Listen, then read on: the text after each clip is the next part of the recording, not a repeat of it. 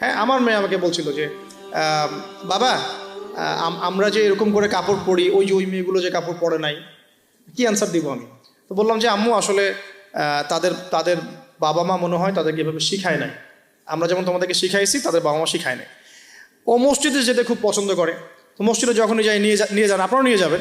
আর আমাদের সমাজে তো মসজিদে নিয়ে গেলে ধমক দেয়, হ্যাঁ, ডিস্টার্ব হয়। আর টার্কির মতো জায়গায় দেখবেন, টার্কিতে মসজিদে ঢুকলে চকলেট দেয়, গিফট দেয়। নববীতেও, এখন নবী হারামেও ছেলেমেয়েরা দৌড়াদৌড়ি করে খেলে বেড়ায়, মানুষ নামাজ পড়ছে, কোনো সমস্যা নেই। নামাজ আমার এতই দুর্বল যে একটা বাচ্চার দৌড়াদৌড়িতে আমার নামাজ ছুটে যাবে? আশ্চর্য কথা। হাসান হোসেন রাদিয়াল্লাহু আনহু মসজিদে দৌড়াতেন, খেলতেন। রাসূল সাল্লাল্লাহু আলাইহি ওয়াসাল্লাম খুতবা থামিয়ে দিয়ে তাদেরকে কোলে নিয়ে এসে আবার খুতবা দিয়েছে। সেজদা করতেন তিনি, পিঠের মধ্যে ইমাম হাসান, ইমাম হোসেন রাদিয়াল্লাহু আনহুম তারা উঠতেন, উঠে বসতেন।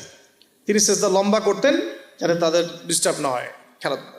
ছোটবেলা যে বাচ্চাগুলো হচ্ছে আমাদের সন্তান, ছেলে মেয়ে, তো মনে রাখবেন যে একটা বাচ্চা কিন্তু 24 মাস যখন তার বয়স হয়, 24 মাসে সে কিন্তু মোটামুটিভাবে 50টা শব্দ মনে রাখতে পারে। যখন তার বয়স 3 বছর হবে তখন কিন্তু মোটামুটি 200 শব্দ সে মনে রাখতে পারে। এভাবে যখন গ্র্যাজুয়ালি বাড়ে, আপনার বাচ্চার বয়স যখন 5 বছর হয়েছে, সে একই সাথে 2-3টা ভাষার শব্দ মনে রাখতে পারবে। ঠিক আছে, 5 বছর বয়সে বা 6 বছর বয়সে একটা বাচ্চা কিন্তু প্রায় 1500 থেকে 2000, কোনো কোনো ক্ষেত্রে 2500 শব্দ পর্যন্ত তার মাথায় মেমোরাইজ করতে পারে ছোটবেলায়। এখন আমরা ওই সময়টাতে কি করছি? আমরা ওই সময় বাচ্চা কাচ্চাগুলোকে শেখাই হাট্টিমা টিম শেখাই, ওই যে মাঠে পাড়ে ডিম শেখাই, Jack and Jill, went up the hill, এগুলো শেখাই, হামফ্রি টামফ্রি স্যাটার্ন ওয়াল, এগুলো শেখাই। এগুলো শিখিয়ে ওদের মাথার যে কি বলবো, যে উর্বর যে একটা মস্তিষ্ক আমরা নষ্ট করে ফেলি আর কি। ইভেন মারা বাচ্চাদেরকে ঘুম পাড়ায়, হিন্দি সং বলে ঘুম পাড়াচ্ছে, হ্যাঁ, হয়তো যে খোকা ঘুমালো, পাড়া জুড়ালো, বর্গি এলো দেশে, এগুলো বলে ঘুম পাড়াচ্ছে। এখানে সূরা পড়ে আপনি ঘুম পাড়াতে পারতেন। আপনি এখানে কিন্তু কি বলবো, কোরআন তেলাওয়াত করতে করতে ঘুম পাড়াতে পারতেন, বা ইসলামিক যদি কিছু বলতেই হতো, ইসলামিক কোনো নাশিদ বলে ঘুম পাড়াতে পারতেন। সব জায়গায় লক্ষ্য করতে হবে বাচ্চার কানে আমি কি দিচ্ছি। বাচ্চা হয়তো বলতে পারছে না কথা, তখন কিন্তু বাচ্চা শুনতে পারে, বাচ্চা বুঝতে পারে। বাচ্চা আপনাকে দেখে, পরিচিত ফেস দেখে বাচ্চা হাসে কেন? কারণ সে বুঝতে পারে, সে চিনতে পারে যে হ্যাঁ, তিনি আমার কাছের কেউ। মাকে কেমন করে বাচ্চা চেনে? কিভাবে মায়ের গায়ের গন্ধে বাচ্চার কান্না থেমে যায়? এগুলো কি আল্লাহ পাকের আধ্যাত্মিকত্ব, মারিফত নয়, পরিচয় নয়? তো এগুলো খেয়াল রাখতে হবে। মায়েরা যখন বাচ্চাকে প্রতিপালন করবেন, ব্রেস্ট ফিডিংয়ের আগে বিসমিল্লাহ বলতে হবে। সে তো বিসমিল্লাহ বলতে পারছে না, আপনাকে বিসমিল্লাহ বলতে হবে। হ্যাঁ, তাকে ঘুম পাড়াবেন ইসলামিক নাশিদের মধ্য দিয়ে, অথবা সূরা তেলাওয়াতের মধ্য দিয়ে, কেরাতের মধ্য দিয়ে, সূরা ইখলাস পড়ে ঘুম পাড়াবেন। তাকে ঝাড়ফুঁক করবেন, তার গায়ের মধ্যে এত কিছু বেঁধে না দিয়ে তাকে সকাল সন্ধ্যা ঝাড়ফুঁক করবেন। এবং কয়েকটা দোয়া আপনি কন্টিনিউয়াসলি করবেন। আমি বলে দিই দোয়াগুলো। একটা সূরা আলে ইমরানের মধ্যে আছে, সূরা প্রথম দিকে আছে, সূরা আলে ইমরানের শুরুতে একটা দোয়া আছে যে রব্বি ইন্নী নাযারতু লাকা মা ফি বাতনি মুহাররারান ফাতাকাব্বাল মিন্নী ইন্নাকা আনতাস সামিউল আলিম। এটা একটা দোয়া। আর একটা, এটাও সূরা আলে ইমরানে আছে প্রথম দিকেই, যে রব্বি হাবলি মিন লাদুনকা যুররিয়াতান তাইয়্যিবা ইন্নাকা সামিউদ দুআ। এটাও একটা দোয়া আছে সূরা আলে ইমরানের প্রথম দিকে। সূরা ফুরকানের 74 নম্বর আয়াতে একটা দোয়া আছে, রব্বানা হাব লানা মিন আজওয়াজিনা ওয়া যুররিয়াতিনা কুররাতা আ'ইউন ওয়াজআলনা লিল মুত্তাকিনা ইমামা। এগুলো আপনি করবেন। আর বাচ্চাকে কি করবেন? ইমাম হাসান এবং হুসাইন রাদিয়াল্লাহু আনহুমাকে রাসূল সাল্লাল্লাহু আলাইহি ওয়াসাল্লাম যা করতেন, ইমাম হাসান হুসাইন রাদিয়াল্লাহু আনহুমাকে নিয়ে আসলে রাসূল সাল্লাল্লাহু আলাইহি ওয়াসাল্লাম বলতেন যে উঈযুকুমা। দুজন ছিলেন, এজন্য বলতেন উঈযুকুমা। যদি একজন হয় এবং সে যদি ছেলে বাচ্চা হয় তাহলে আপনি বলবেন উঈযুকা। আর যদি একজন মেয়ে বাচ্চা হয় তাহলে বলবেন উঈযুকি। আমি কি বুঝাতে পারছি? একজন মেয়ে বাচ্চা হলে উঈযুকি, একজন ছেলে হলে উঈযুকা, আর দুজন হলে বলবেন উঈযুকুমা। তো উঈযুকা দিয়ে শুরু করলাম। তো উঈযুকা বিকালিমাতিল্লাহি তাম্মা মিন কুল্লি শাইতানিন ওয়া হাম্মা ওয়া মিন কুল্লি আইনিন লাম্মা। এই দোয়াগুলো পড়ে বাচ্চাকে ঝাড়ফুঁক করতে হয়। বদনজর লাগতে পারে, চোখের নজর লাগতে পারে। তো এই দোয়াগুলো করা, পাশাপাশি সূরা ফালাক, নাস, ইখলাস এগুলো পড়ে ঝাড়ফুঁক করা, সূরা ফাতিহা পড়ে ঝাড়ফুঁক করা, বাচ্চা ভালো থাকবে ইনশাআল্লাহ। বাচ্চাকে যে ঘরে রাখবেন সেখানে কোনো প্রকার ছবি মূর্তি রাখবেন না। বাচ্চা রাত্রেবেলা ভয় পেয়ে কাঁদতে পারে, এগুলো করতে যাবেন না। ফিডিংটা ভালো দিবেন, ব্রেস্ট ফিডিং চেষ্টা করবেন। যদি কোনো কারণে মায়েদের কোনো প্রবলেম থাকে সেটা ডিফারেন্ট ইস্যু, তবে ব্রেস্ট ফিডিংটাই চেষ্টা করবেন। এতে মায়ের সাথে বাচ্চার একটা অন্তরঙ্গ সম্পর্ক তৈরি হবে, এটা বাচ্চার হক। এবার বাচ্চা যখন বড় হচ্ছে, ওকে আজে বাজে কিছু শেখাবেন না। আস্তে আস্তে কথা বলা শিখবে, পরিবেশ পরিস্থিতি বোঝা শিখবে। তাকে সময় দিবেন, এক নাম্বার তাকে সময় দিবেন, তার সাথে গল্প গুজব করবেন, তাকে নিয়ে ঘুরবেন, তার সাথে খেলবেন, হ্যাঁ, তাকে আনন্দ দিবেন। আপনি আপনার টাইমের একটা অংশ তার জন্য ফিক্স রাখবেন, যে বাচ্চার জন্য ফিক্স রাখবেন। আর সব দায়িত্ব শুধু মায়ের উপর ছেড়ে দিবেন না, পুরুষের উপর অনেক দায়িত্ব আছে। এবার গ্র্যাজুয়ালি সে বড় হবে, পিতার সময় পিতার হকটা যেন পিতার থেকে পায়, মায়ের হকটা মায়ের থেকে পায়।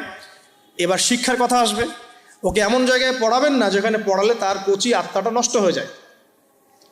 ফার্স্ট অফ অল পরিবারের পরিবেশ ঠিক করলাম, এখন ওকে যদি বাইরে পাঠাচ্ছি, আমি বাইরে এখন কোথায় পাঠাচ্ছি, আমি তাকে বাইরে যদি এমন জায়গায় পাঠাই যেখানে গেলে তার কচি আত্মাটা নষ্ট হয়ে যাবে, সে সেক্সুয়াল হ্যারাসমেন্টের শিকার হবে, সে ফ্রি মিক্সিং শিখবে, সে হাম্পটি ডাম্পটি এসব শিখবে, অন ইসলামিক কালচার অভ্যস্ত হবে।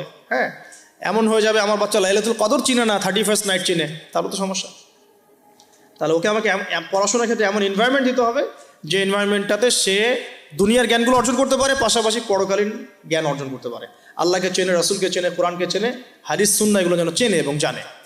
এই জন্য ইনস্টিটিউশন কোথায়, প্রশ্ন হচ্ছে এটা। এখন যদি থাকে আলহামদুলিল্লাহ, খুব ভালো। যদি না থাকে, আমাদের পরবর্তী প্রজন্মকে বাঁচানোর স্বার্থে হলেও আমাদেরকে এরকম প্রতিষ্ঠান গড়ে তুলতে হবে, কারণ যেগুলো আছে সেগুলোকে আপনি চেঞ্জ করতে পারছেন না। যদি মাদ্রাসা দিয়ে দেন, ম্যাক্সিমাম মাদ্রাসা একমুখী শিক্ষা দিয়ে দিচ্ছে, কম্বাইন্ড এডুকেশন এখানে খুব একটা পাওয়া যাচ্ছে না। যেটা পাওয়া যায় সেটা প্রয়োজনের তুলনায় নিতান্তই কম, যারা ওয়ার্ল্ড ডিল করেন তারা বুঝতে পারবে। আবার সেকুলার জায়গায় দিয়ে দিলে কি হবে, সে তো ইসলাম থেকে টোটালি ডিটাচড হয়ে গেল।